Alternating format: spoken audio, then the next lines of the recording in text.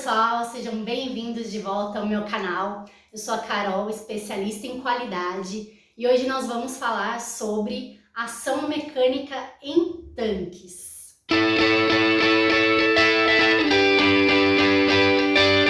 Então é isso mesmo. Em um vídeo anterior nós falamos sobre como garantir a ação mecânica quando nós fazemos CIPs em tubulações. A gente viu que tem que garantir o fluxo turbulento das soluções de CIP para a gente conseguir garantir a ação mecânica.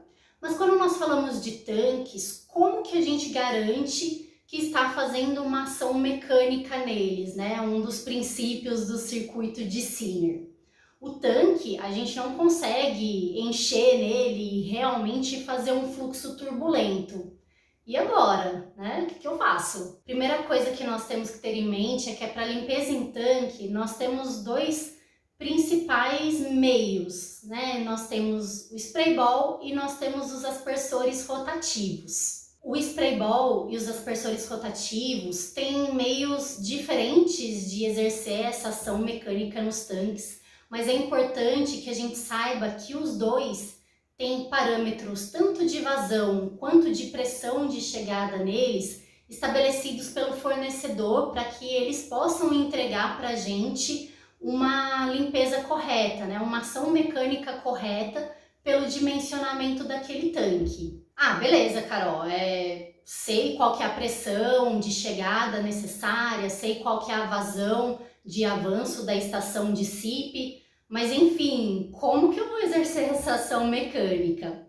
Bom, o spray ball, ele vai limpar o tanque por escorrimento, né? Então ele vai bater nas laterais e vai escorrer. Durante esse escorrimento da solução, ele vai conseguir carrear as sujidades. Já os aspersores rotativos, eles realmente atuam com uma ação mecânica no lugar, né? Eles giram, eles têm um jato de alta pressão e esse jato de alta pressão, ao entrar em contato com a parede do tanque, vai fazer a limpeza desse tanque. Então é basicamente isso. Com o spray ball nós temos uma limpeza por escorrimento e com os aspersores rotativos nós temos uma limpeza mecânica realmente, né, por um jato de alta pressão. Nos vídeos das próximas semanas nós vamos ver mais em detalhe como que isso funciona. Por hoje é isso, pessoal. Qualquer dúvida deixem aqui nos comentários e até o próximo vídeo.